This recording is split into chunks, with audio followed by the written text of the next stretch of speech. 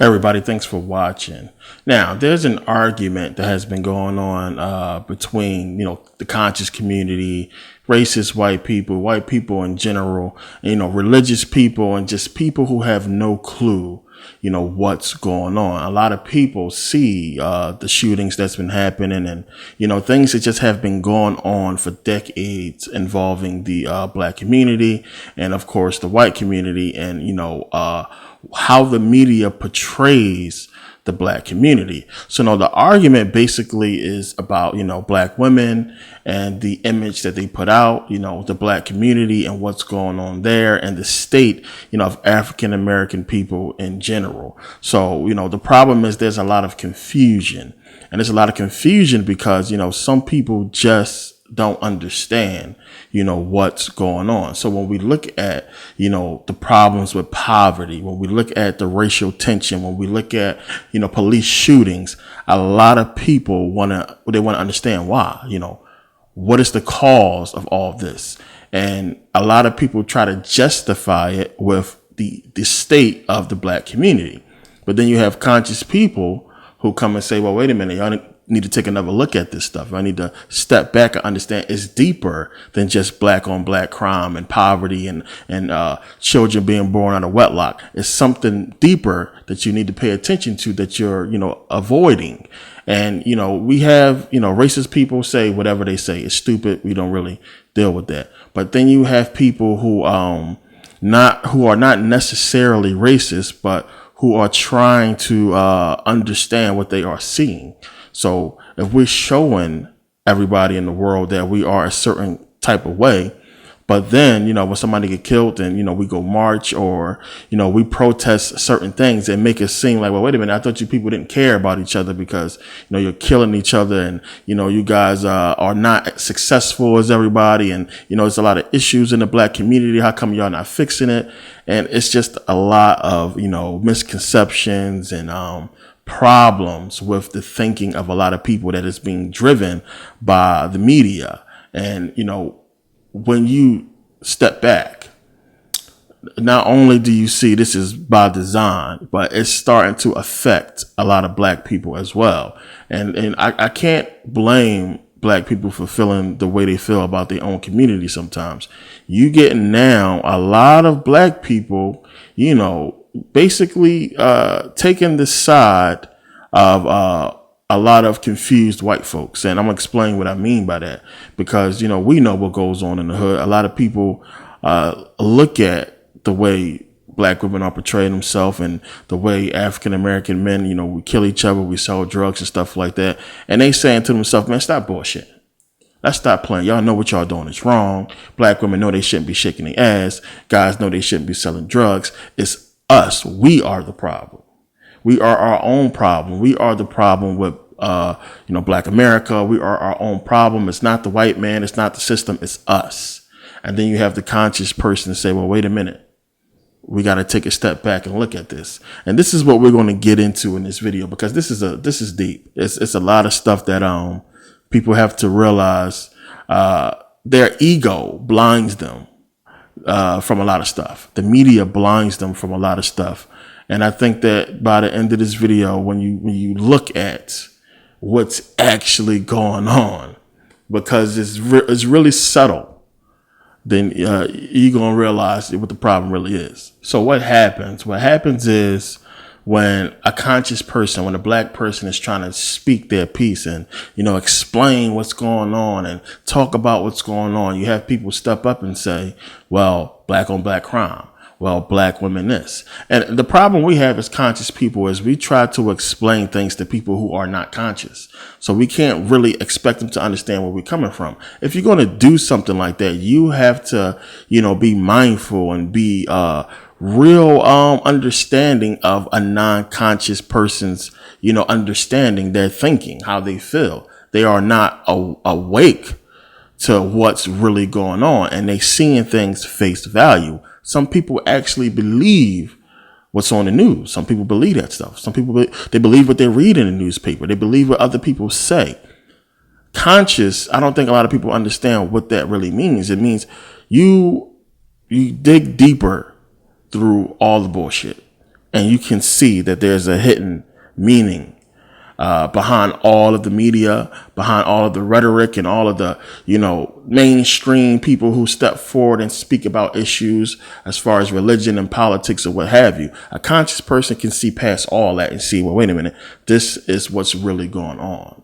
And we got to realize that most people are persuaded by all that bullshit. They are persuaded by the media. They are persuaded by what they see on the news, and people follow the popular culture, and they are consumed by it. A conscious person is not. We can see past all the bullshit. Now, a lot of times, a conscious person ego gets in the way. And as I said, we got to realize that you debating with a person who is not conscious. So you can't get all, super frustrated about what they're saying because they really don't get it.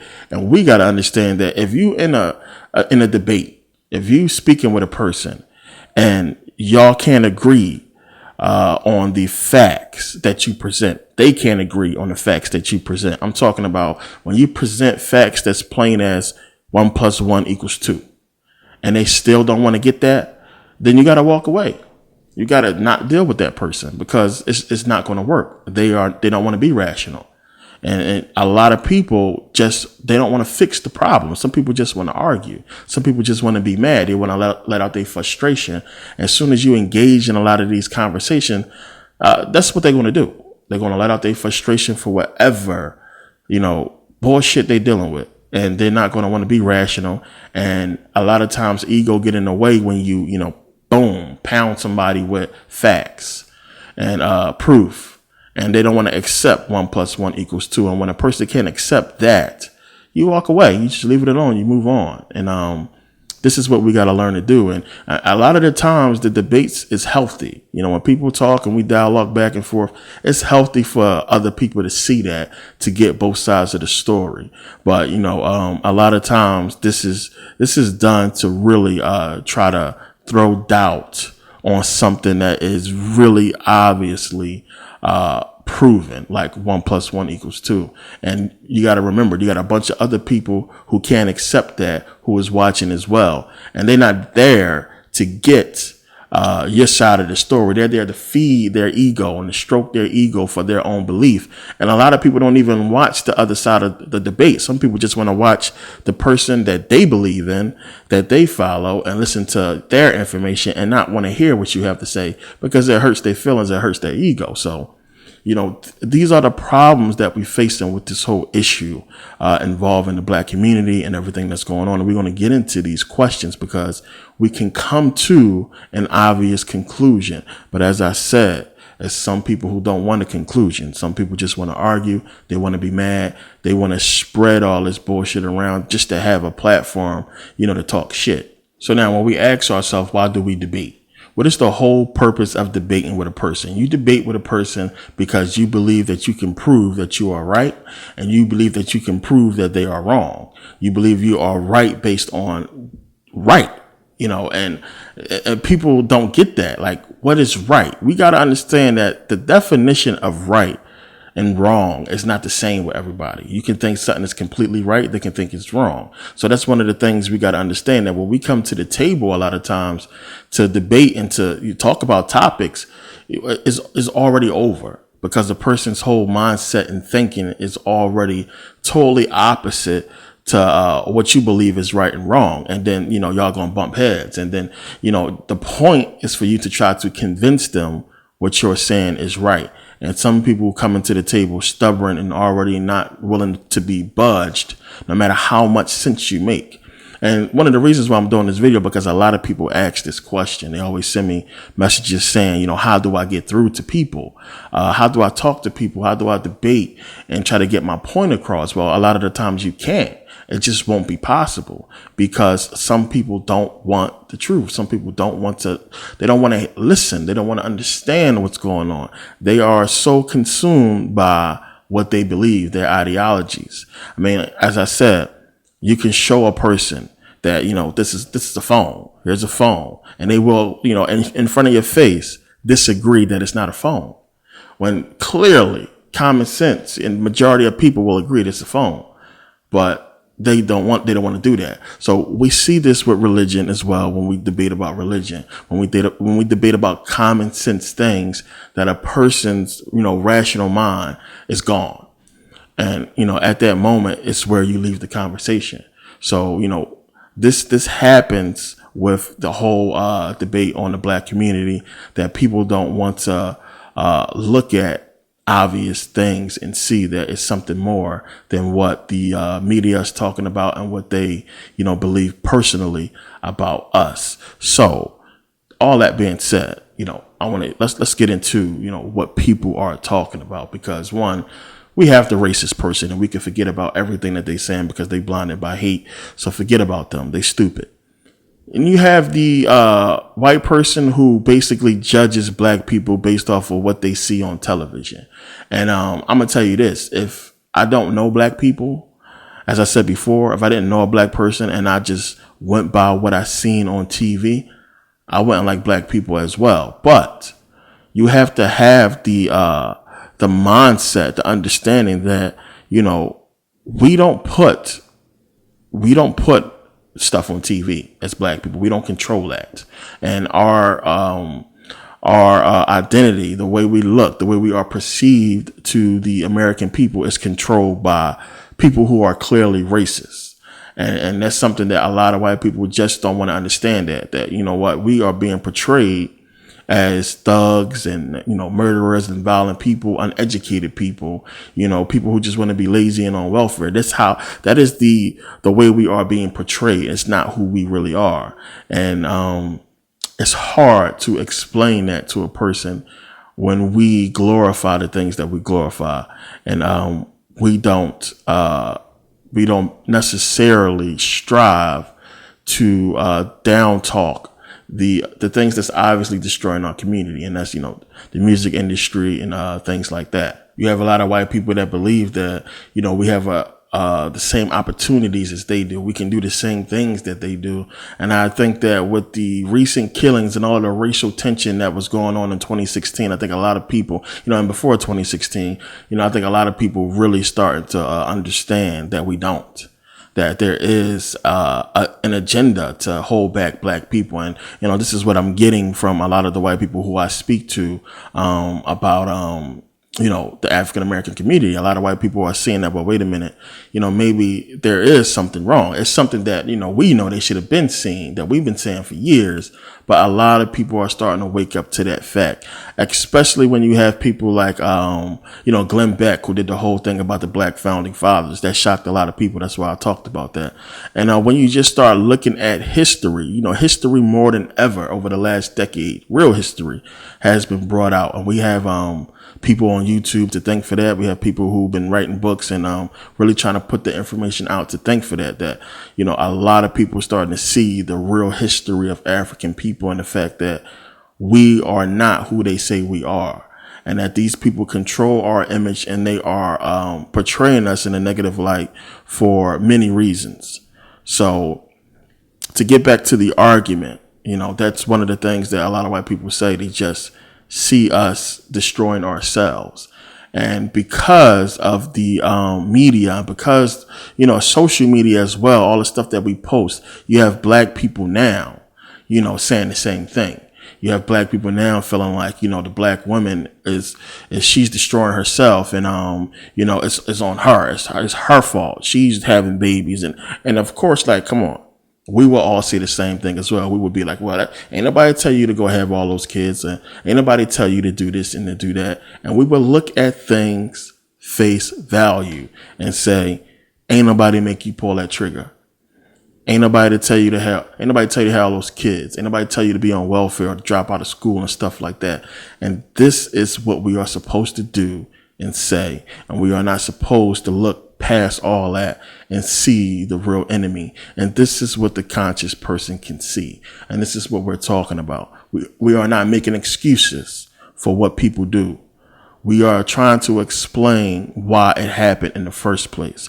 It's too many black folks walking around pointing the finger at each other saying that it's you. It's your fault. And to a major point, it's correct in saying that, but it's a lot more. because you have to look at the overall picture. You know, if I train a person to go kill somebody and they go, execute that plan, who is wrong? The person who trained them or the person who executed, the murder? And of course we would say, they're both wrong. But then you have to examine the person who committed the murder. I mean, does that sound correct to you? Like, if I walk up to you and say, hey, go kill that guy, you're going to say, hell no. So what was wrong with that person to make him do something like that? What was different about that person who executed this plan, who committed that murder? What was different about him that made him do it? And this is what a lot of people are not digging into. Maybe he had mental problems, or maybe he was persuaded or mind controlled in some type of way. We don't look at that. We don't fathom that. And it's clearly in front of our face what's going on and what is affecting the Black community. And it is, in fact, a form of mind control, as we're going to go through and take a look at. First of all, the Black community is something we was placed into a long time ago. And the problem is, when we get into stuff a long time ago, people tend to want to just brush it off because it's a long time ago. But we need to understand where things begin, how things started. And I have videos where I talk about all the stuff and, how things escalated to where it's at today. So when you look at the fact that, not only do you have all this racism, and this is why we have the white argument, because they don't want to deal with racism. Not only do we have racism that held back so many Black people, we had the introduction of drugs into the Black community by the CIA that is on file, proven fact. We have hip hop music. We have the most powerful weapon used against Black people in all of history. And that is hip hop. That is the African American culture that we live in today, which is hip hop. And you can call me crazy and you can say what you want. As I said, I have videos on this stuff that breaks this stuff down, and they understand how music affects the brain. They understand how music bypasses your frontal lobe and gets through every single defense that your mind has, and it causes you to act out, what you're hearing, which is why you can learn a song by not writing it down and not actually trying to learn it. You can learn a whole entire song just by listening to it, on multiple occasions. They understand the power of music. The problem is we love it so much because we think it's us, that we are not seeing the effects of it and how it's destroying the Black community. That is the most powerful weapon they have deployed against us, and we're not even debating it. We glorify it. So that's another thing. We don't control what goes out mainstream. And that's something we got to look at. We don't control that. So as I said before, if we have something like the FCC, who is supposed to be there to monitor this stuff and to see what is harmful to America, what we should not be seeing, then how the hell can they allow us to put out this kind of music and content that we scientifically, that we can factually prove is affecting the mindset of Black people and causing us to act out what we're listening to? And this is a proven thing, because you can hear people just repeat, lingo that they hear from songs. People, turning up now. I never heard nobody say I'm about to turn up until, Lil Jon put out the song. We going to turn up now. Everybody saying I'm turned up, I'm turned down because of this song. Go back 5 years, people wasn't saying turned up. It's everything that's injected into our culture that we follow, that we are not realizing is controlling us and destroying us.